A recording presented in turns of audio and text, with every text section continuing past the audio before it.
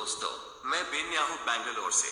आज मैं आपको बताने जा रहा हूँ कि स्वर्ग का राज्य क्या है और उसमें प्रवेश करने के लिए क्या शर्त है।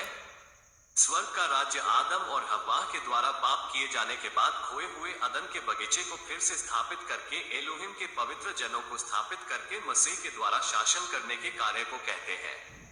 ये स्वर्ग का राज्य इसी धरती पर ही स्थापित होगा, जिसे मिलीनियल किंगडम अर्थात 1000 वर्षीय राज्य या शांति का युग भी कहते हैं। हमारे मसीह ने अपने चेलों को कहा, और यह मत्ती 6:33 में है।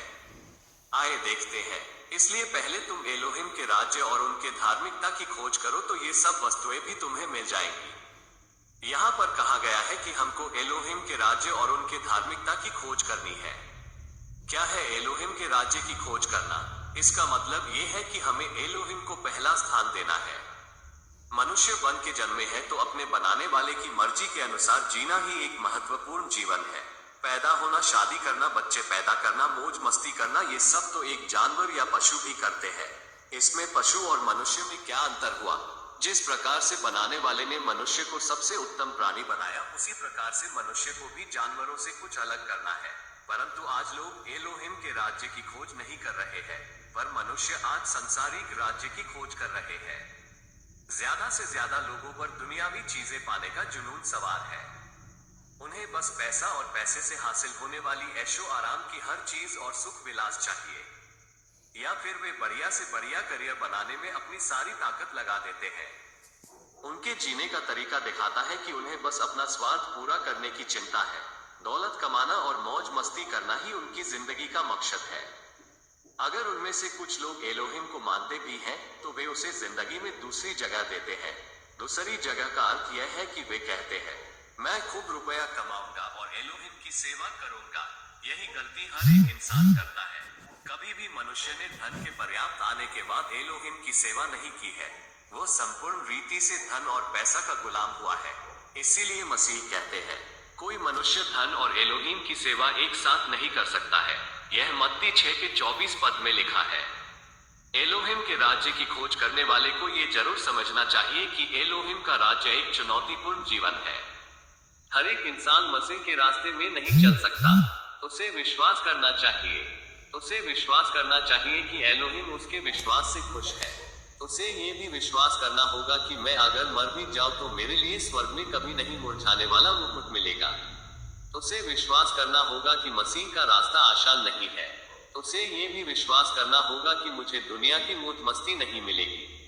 उसे ये भी मान के चलना होगा कि मुझे केवल मसीह को खुश करना है। आजकल के लोगों को स्वर्ग के राज्य के लिए निमंत्रण करो तो उनका पहला प्रश्न यही होगा कि मेरा भविष्य कैसा होगा, और क्या मैं बहुत रुपया कमा पाऊंगा, क्या मेरे पास बंगला और गाड़ी होगी।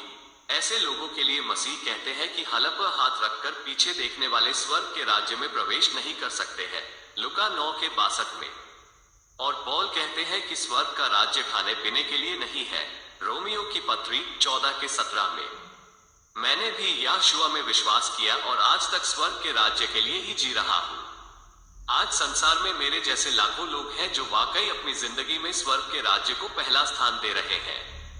उन्होंने अपनी जिंदगी मसीह को समर्पित कर दी है और उनकी मर्जी पूरी करने को अहमियत देकर वे दिखाते हैं कि वे एलोहिम की हुकूमत के पक्ष में हैं।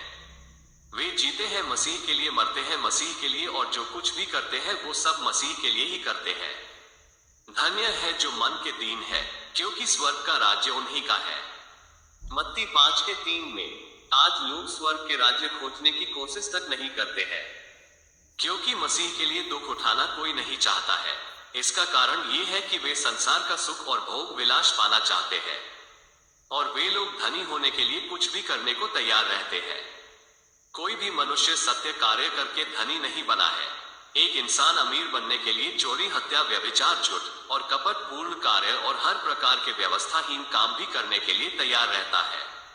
वो दुनिया भर के गलत कारनामे करके धनी तो हो जाता है, परंतु वो स्वर्ग के राज्य में प्रवेश करने के लायक नहीं रहता है, और उसको हमेशा के लिए दंड का भागी होना होगा। 2 दिन के इस जीवन में क्या लेके आए थे और क्या लेके जाएंगे? मौत कभी बच्चा, जवान या वृद्ध नहीं देखता है। किसी को भी किसी भी वक्त मौत आ सकती है। जीवन का क्या भरोसा।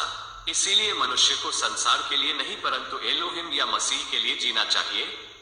हमें अंत में उन्हीं के सामने खड़ा होना है। आज हर एक को चाहिए कि मसीह का अनुसरण करे और उनके आज्ञाओं को माने और निश्चित होकर शांति से जिए। आज हमारे संसार में 3 प्रकार के लोग पाए जाते हैं। एक ये कहते हैं कि खूब धन कमाओ और भोग विलास और मौज मस्ती में जीवन जियो।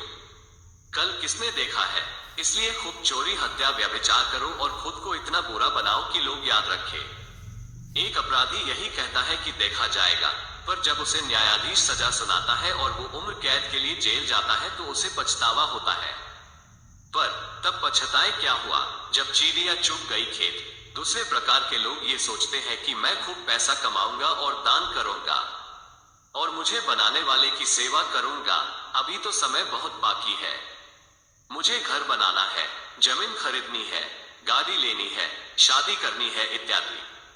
परंतु उस मूर्ख को यह मालूम नहीं है कि जो वो योजना बना रहा है वो उसके सारे जीवन को इतना व्यस्त कर देगा कि उसे संसार में ही उलझा कर रख देगा। हर एक मनुष्य की यही हालत है। इस प्रकार के लोगों को पशु प्रवृत्ति के लोग कहा जाता है। वो जीवन भर पछताता है कि काश मैंने स्वर्ग के राज्य की खोज की होती और सृष्टिकर्ता की मानी होती। और इसी आपाधापी में वो वृद्ध बन जाता है और अपने बहु बेटों के नफरत का शिकार हो जाता है और रास्ते में भीख मांगने के लिए मजबूर हो जाता है। अब ऐसे हालात में क्या वो अपने बनाने वाले की सेवा कर पाएगा? अब उसके दांत टूट चुके हैं, आंख भी नहीं देख सकता, हाथ पैर भी नहीं चल रहे हैं, 10 प्रकार के बीमारियों से घिर गया है। अब वो मौत का इंतजार कर रहा है।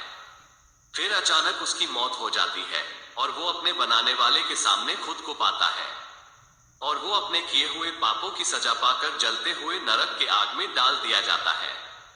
इस प्रकार के लोगों में क्या आप तो शामिल नहीं है? तीसरे प्रकार के लोग वे होते हैं जो स्वर्ग के राज्य के लिए मर मिटने के लिए भी तैयार रहते हैं। जिस पल उन्हें स्वर्ग के राज्य के लिए बुलाहट मिली उसी दिन से वे पिता की सेवा में लग गए। उन्हें धन दौलत कमाने और अमीर बनकर सेवा करने की इच्छा नहीं होती है, क्योंकि वे जानते हैं कि धन और एलोहिम की सेवा नहीं की जा सकती है। जैसे शाऊल ने किया, वे एक शिक्षित व्यक्ति होते हुए भी धन कमाने के पीछे नहीं गए, परंतु मसीह के लिए सब कुछ निछावर कर दिया। उनके लिए मसीह ही सब कुछ थे। जिस प्रकार मसीह के लिए अपना शीर ढकने के लिए जगह नहीं था, वैसे ही शाऊल के लिए भी कुछ नहीं था। अगर उनके पास कुछ था तो मसीह का प्यार था। आज मैं दावे के साथ कहता हूं कि जिस दिन से मैंने मसीह को पाया उस दिन से आज तक मैं धन कमाने के पीछे नहीं भागा, पर मैंने सिर्फ और सिर्फ मसीह की ही सेवा की है। वो बात अलग है कि लोग मुझे ताना मारते हैं कि मैंने आज तक कुछ नहीं किया, यहाँ तक कि मेरे मरने के बाद मुझे दफनाने के लिए जगह भी नहीं है। मेरे मसीह तो सारे ब्रह्मांड के रचयिता थे, फिर भी उन्हें किसी योसेफ अरिमतिया नाम के भले मानुस ने अपना कब्र दान किया। फिर भी मैं तो एक मामूली सा इंसान हूँ। मेरे मसीह मेरे लिए कब्र का इंतजाम जरूर करेंगे। मेरे लिए मसीह सब कुछ है और उनके स्वर्ग के राज्य में प्रवेश के लिए मैं अपना सब कुछ निछावर करने के लिए तैयार हूँ और मैंने किया भी है। मुझे मसीहा से ज्यादा और कुछ भी नहीं चाहिए और उनके राज्य के अलावा कुछ नहीं चाहिए। जब तक जीऊंगा मसीह के लिए जीऊंगा और अंतिम सांस तक उन्हीं की सेवा करूंगा और उनके ही धार्मिकता को धारण करूंगा। बाइबल में जितने भी भक्त हुए उन्होंने एलोहिम को पाने के बाद उनको ही फॉलो किया, कभी पीछे की ओर नहीं देखा, चाहे जितनी भी मुश्किलें हो। आज आपको भी मसीह बुला रहे हैं ताकि आप भी स्वर्ग के राज्य को प्राप्त कर सके और बहुत लोगों को उसमें प्रवेश कराने का जरिया बन सके। इसलिए पहले तुम एलोहिम के राज्य और उनके धार्मिकता की खोज करो तो ये सब वस्तुएं भी तुम्हें मिल जाएंगी। मत्ती 6:33। आशा करता हूँ कि आपको समझ में आया होगा। अंत में आपका भाई बेन्याहू, बैंगलोर से। शलोम।